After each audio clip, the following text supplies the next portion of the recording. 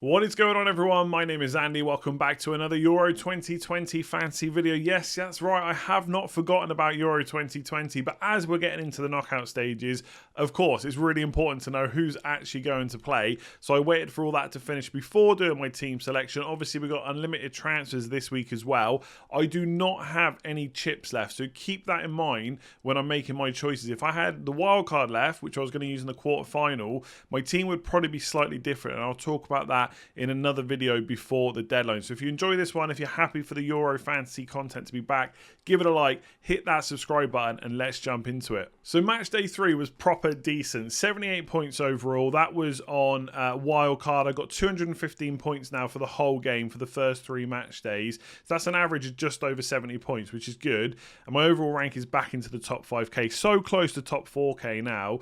And pretty much everybody returned. I was really happy with Mailer scoring because Denmark got through.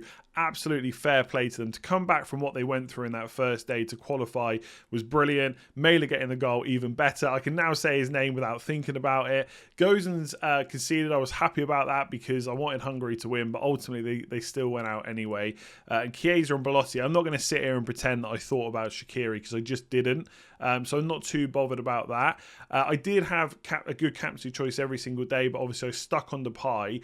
I nearly went for De Bruyne. The only reason I didn't, literally, is because I knew the Netherlands team would be pretty decent. We'd seen a leak which said it was pretty much going to be full strength, and it was against North Macedonia. That's why I stuck on Depay.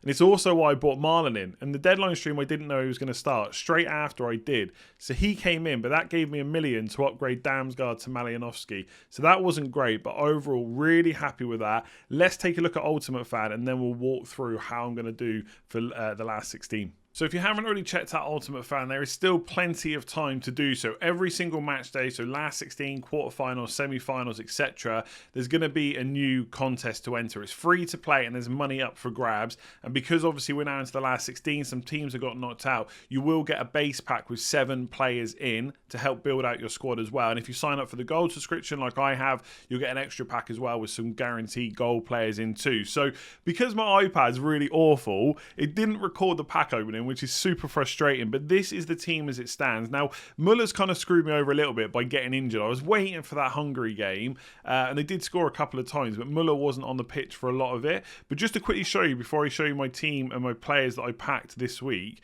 if we go on to, at the bottom, group stages, what's really cool about this is in group stage 2, the winner, Grimmer, £2,500. That team with Dumfries, Ronaldo, Jota, etc. That is someone that watched this video or watched my video back in match day 2 and signed up. So I'm really happy about that. Congratulations on winning that. I didn't get anything in group stage 3. Like I said, I had Modric captain, which was decent, but Muller kind of screwed me over a little bit.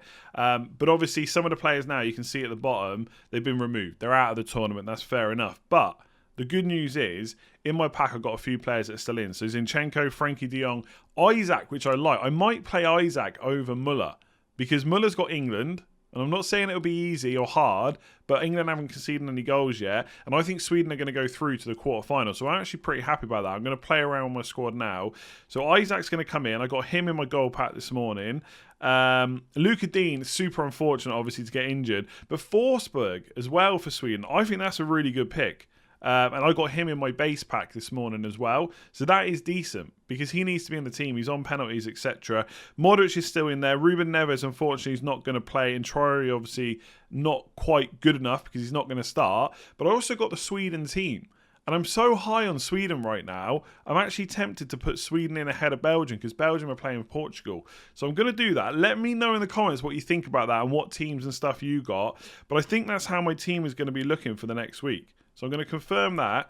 And because we're in the knockouts as well, there's 20 grand up for grab each single match day. So if you haven't signed up, there is a link in the description below. There really is no reason not to. It's completely free to play. Yes, you can buy a gold pack subscription if you want, £4.99 per month, so June and July, and that'll give you a bit of an advantage. But there's people winning money that are signed up for free. So hit that link in the description below, get signed up, and see if you can beat my Swedish team. I'm not sure you can. Okay, so this is how the team is looking for the last 16, right? We've got unlimited transfers. Obviously, there still is a budget to go with, and some of you might have more money to spend than me. I don't really still get the price raises completely exactly when they're going to happen, how much players are going to go up by. But I've already seen some teams on Twitter that I can't afford. I just went to check, and I just can't quite afford them. But I've put this draft together. Now, there's lots of questions around how many players should we get from each team? Should we minimize them? How much do we spread risk? And all that stuff as well. I think you have to go and look at how the draw has happened and what the next opponent might be, and then go from there. That's basically how I've built this squad. Now, for some teams, yes, you might want to take a bit of a risk. You might want to go all in on one team. You might want to spread around one player from one team, one from the other, and then whichever goes through, at least you've got somebody. And that's what I've done for some of the matchups, but not all of them. Right? And I will talk about that a little bit more in tomorrow's match day preview, but obviously this is just about my team.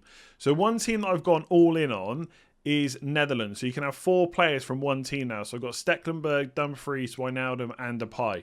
Now the reason for that is, right, they play Czech Republic, so they're favourites to win that. And in their quarterfinal, it will be Wales or Denmark. Now, I think Denmark will get through. They're probably the favourites for that game. And that's not going to be an easy game for the Netherlands. But I will take the risk that they get through. So I've got 4 players straight through to the next round against the Czech Republic. And there's also a good chance they get through the quarterfinal. It's not guaranteed, but if they do, that's another 4 players all the way through to the semi-final. And obviously in the final, we only need 11 because there's not going to be any subs and stuff on that day, right? So Netherlands, I'm pretty sure I'm going to go for 4. The minimum I'm going to go through for the Netherlands is 3 because I think Depay's a really good captain on penalties. Wijnaldum just does a different job for Netherlands, gets forward, has a lot of shots, and Dumfries is just ridiculous, right? Now, it is knockouts, so teams might be a bit more cautious. You don't want to lose, obviously, because you go home. In the group stage, you also obviously don't want to lose. But for some teams, you can lose twice and still go through on 3 points, or draw once, win one, and lose one, and go through on 4 points, whatever it might be. Now, I have gone, and for some of the other games then, I've kind of spread the risk a little bit. So for England, Germany, I've got 1 defender from each team. So I've got Gozens and I've got Maguire. Now, once either England or Germany win that game, they will then become, whether or not you think that's the case, I'm just saying on the odds, they will probably be the favourite to get to the final. So if Germany win, they'll be the favourite to get to the final on that side of the draw. If England win, they'll be the favourites for that side of the draw because they would play Sweden or Ukraine, and then they would probably play Netherlands in the semi-final, right? So Netherlands obviously a good team, but I think England and Germany would be the favourites. Whether you think of that or not, that's absolutely fine. You don't have to agree. I'm just going by the odds, okay? So I don't want to go into that next round in the quarterfinals having no players from Germany or England, but at the same time, I don't really want to place my bets on exactly who is going to go through. I could go for 3 Germans or 2 or 3 Germans, and if England go through, just not care about it because I'll be super happy. But I think I'm probably going to spread the risk. Same thing with Forsberg. So Sweden are probably the favourites to go through out of them in Ukraine. They're then probably the favourite to get knocked out, but we do have transfers. We have 3 transfers going into the quarterfinals. So you don't want to go for too much risk unless you've got the wild card. If you've got the wild card, you can maybe go for a few more Swedish players. You could probably go for a few more Spanish players, and you probably definitely go for 3 or 4 Italian players as well. I'd be looking to double up on the defence possibly if I had the wild card just to rectify it if things go wrong. But I don't have that, so I have to be a little bit less or a little bit more risk adverse. But I've still got 3 Italians. So the most I would do anyway is go up to 4 and have another defender. So Spinazzola, Insigne and Berardi. Berardi's in there because of his value. It's very hard to fit in more expensive players with my budget. And it's the same reason Sarabia is in for Spain, because he played really well in that last group game. And obviously, they absolutely smashed that game, right, against Slovakia. And I think throughout the course of the tournament so far, their expected goals is over 9 for 3 games. That's ridiculous, okay? So they're going to be the favourites for Croatia, but in the quarterfinal, they'll probably play France. And at that point, you'd have to probably put France as the favourites, but that will be a close game. So I don't want to go into Spain versus France. Obviously, we're thinking ahead here and have too many players. So I've got Benzema, Lloris and Sarabia. And obviously, once then one of those advances, sure, I might get a few more players from that team, obviously, because then we're down to just 4 for the semi-final. Elsewhere, I've got Lukaku. Now, Belgium versus Portugal is tough, okay? I think Belgium is the stronger team, but Portugal have just keep finding a way to get points. Ronaldo keeps finding a way to score. If I had the money, I might go for Ronaldo instead. But ultimately, with that pick, I've got 0.7 million left in the bank. So if Lukaku goes through, brilliant. I've still got Lukaku in my team. If he goes out, then when I make some of my transfers, I might try and find some budget to get Ronaldo against Italy. Or I go for one of the strikers or the forward options from whoever goes through from England and Germany. So if Lukaku goes out and England go through, boom, I can just get Harry Kane. If England go out and Lukaku goes out, then I'll just go to someone like Muller instead, and then I'll have a bit more extra money to spread around the rest of the team. So that's kind of how I'm lining up at the minute. I think Maguire is probably about as nailed on as it gets in that England team. I think Luke Shaw, because we've seen Trippier play before, I wouldn't say that Shaw is 100% nailed on, and he's more expensive. Right back, Walker's probably the one that's going to get the nod, and he's not very attacking. Arguably, you could go for Stones instead of Maguire because Stones is fit. Maguire's only just come back from injury. And from set pieces, Stones is also a bit of a threat. We saw him hit the post against Scotland. So I might change Maguire to Stones. One thing to note, okay? So Mailer, for example, Denmark might get through, then they might get out. You can't bring players into your team that are already knocked out. So you can't just go for super cheap players like Hradetsky, maybe a Russian defender because they're not playing anymore, right? But you can keep hold of players that are in your team going forward. So if I take this team through to the quarterfinals, I can keep Mailer even if he gets knocked out as a cheap player. Now, you don't necessarily want bench fodder because for the last 16 in the quarterfinals, there's still plenty of time to make swaps each day.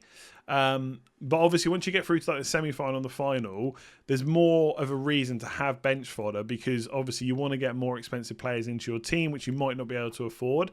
So that's why I like Mailer. And also, I think Denmark have got a good chance of beating Wales. And then they've probably got an okay chance against whoever wins out of Netherlands and Czech Republic as well. So I don't want to be completely without their players. So I think this is a good team where I think Italy definitely go through, Netherlands definitely go through, and then I've spread a bit of risk. And by the way, with Forsberg, not only do I think Sweden will go through, he's also a good captaincy option on the last day. So if I just bring up the matches on my other screen, just so I can see them myself. So first day would be an Italy captain against Austria, probably Spinazzola or Insigne. I've got Wales, Denmark, so I could go Mailer, but probably not. Then it'll be Depay against Czech Republic. Then it'll be Benzema against Switzerland. And we know now that Benzema's on penalties as well. So before the tournament, they said it was Griezmann. But if he wanted to give them away to someone else, that Deschamps didn't mind. And he's obviously given them to Benzema, who, by the way, had missed the previous 3 for France. So good penalty last night. And on the last day, it probably wouldn't be Gosens or Maguire. It would be Forsberg. So I've still got good captaincy options every day. I've got a bit of risk in Netherlands in particular and Italy as well. And I've spread the risk around that even if there's a couple of upsets, I should be able to rectify it with the amount of transfers. So that's how it stands right now. I'm not saying it will completely change, but right now I think that's how I'm going to line up with the team. But let's do a little bit of tinkering. So this is that team that I just spoke about. Okay, so there's not much room for manoeuvre. 0.7 million is all I've got left. So I could go for Ronaldo over Lukaku, but the odds say that Belgium, are basically favourites to win that game. It doesn't mean it will happen. That is going to be an extremely tight game. And I think the only way for Belgium to easily go through is if they nick an early goal and then Portugal have to come at them. Because obviously Belgium are going to play full strength. It's not going to be like the team we saw in Matchday 3, etc. So I do like the look of that. So Lukaku will probably stay in. I'm not against double French attack. Okay, so they should get through the game against Switzerland, and then obviously they got a much tougher game in the next round, but there is a chance to get through. So Lukaku to like a Griezmann is not completely off the cards as well, because the thing with the French players is, when I say right, I'm talking about odds, favourites, etc. They should get through to the next round. With Lukaku, you're not so sure. So Lukaku to someone like Griezmann would save a little bit of money, which I'm not too bothered about. but it would almost guarantee me another player in the next round. So that's less transfers that I have to use. So if Netherlands were to go out, it wouldn't screw me over quite so much. So that is something I'm thinking about, maybe going for double French attack. Obviously, they're the favourites to win the whole thing. So you think they would get through every round, but their side of the draw is extremely tough. So that's not completely guaranteed or anything like that. Like I said just a minute ago, so Maguire could go for Stones. I think he's the same price. Let me just double check. I think the fullbacks are 6, yeah. So obviously Stones has gone up to 5.6, but it might be worth it instead of Maguire, just because, you know, he's been fit for a while now and he's obviously played through all 3 of the first games as well. I think he came off in the last game. I'm going to assume that was probably just to rest him a little bit. But obviously Maguire could be in there as well. There aren't too many players here that I'm missing. The one that I would kind of like is De Bruyne. I can't quite afford De Bruyne instead of Insigne, and then someone like, I don't know, like an Immobile or someone up front. I just don't have quite enough money to do that. And Sarabia, again, the only thing that kind of puts me off that pick is, will he definitely keep starting? The Spanish attack is quite fluid, and they got a lot of players as well that they could rotate in. So we saw Torres came off the bench, Ferran Torres, and he scored as well. So there was a lot of goals in that game. So Sarabia is not necessarily definitely nailed on. But someone who does look like they're probably going to keep starting is Moreno. So you could go for a cheap striker. I also don't think that Malen for Netherlands did himself any harm either. Potentially he could start. The only reason I don't particularly like this, although I could get De Bruyne. I could get De Bruyne, and by the way, still have $1 million left over. The only thing I don't like about this is it's the transfer in the next round. Okay, so if I need to get rid of Moreno and we're through to like the quarterfinals or the semi-finals because he's gone out, who do I swap him for? Most of the strikers from the big teams are expensive, so like your Kanes, your Lukakus, your Ronaldos, your Immobiles, your Depays, etc. So how do I get from there upwards? Now we do get more than just 1 or 2 transfers in the quarterfinals, in the semi-finals, and in the final, but will it be enough? That's the only thing that's on my mind.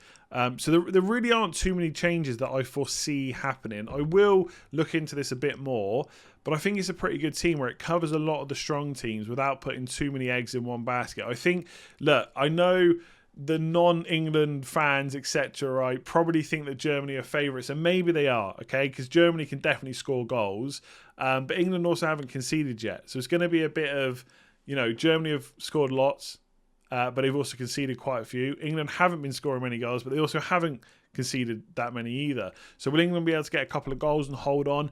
It's tough. I think that's one of the hardest games to call in the last 16. So splitting your risk a bit with like Stones and Gozens or Gozens and Maguire is probably worth doing. And I don't think I would come too on. I mean, if there's loads of upsets like France and Netherlands go out and Italy go out as well, then we're all screwed anyway. So I'm not really worried about that. And if you've got your wild card, fair play. Just really quickly, before I end this bit, because I probably will talk about it on tomorrow's video, but just to do it in this one as well, because I know more people will watch. If I had the wild card, I definitely would be using it in the quarterfinals. I personally don't see any point in saving it to the semis. So I think I probably would go for 4 Italians, get an extra defender in there as well. You might even load up, if you needed a cheap player, someone like Damsgaard for Denmark. I think he'll keep his place. You definitely go 4 from the Netherlands. You probably go for Spanish goalkeeper and defender like Alba and Simon, as well as potentially an outfielder. Although if I had a wild card, I don't know if I'd risk Sarabia. So that's something you could definitely do. And France, I'd be all in. I'd get 4 players, even though their next game in the quarterfinals is going to be tough. I think you definitely get 4 French players on wildcard as well. So, and probably the same with Sweden. Not 4. You could get Forsberg, maybe Isaac, maybe a defender as well. So there's potential in this if you've got a wild card. I would probably change some of these players around. Like I wouldn't, if I had a wild card, I probably wouldn't have Gozens or Stones. I'd maybe put Kimpembe in just to save some money and have Lloris as well. And like I said, just get another Italian defender like Bonucci and just do something like that instead. I just think you can go. You could only have to concentrate on the last 16 fixture. You're not worried about going forward. So they're just some of the changes I would make if I still had my wild card, which I don't. So there you go, that is it for this one. Please do let me know in the comments below what players you think I'm missing. Bearing in mind, I am trying to like spread a bit of risk with some teams as well. And obviously let me know which players are absolutely nailed in your last 16 unlimited transfer draft. This is like the final time we'll get to play like a wild card or a free hit if you've used all your chips. But the next few rounds should be a little bit easier to manage because obviously the number of teams goes down and so does the player pool as well in terms of players that we get to pick. So give it a like if you enjoy it. Hit that subscribe button if you're new around here. Don't forget to try out Ultimate Fan. There's a link in the description below. You can get signed up for free. There's a genuine chance to win some money if you're 18 or over and from the UK or from Ireland. Click my link in the description below. Get signed up and get playing ahead of the last 16. I'll leave that one there. I'll have a match day preview tomorrow, but otherwise hit like, hit subscribe, and I'll see you soon.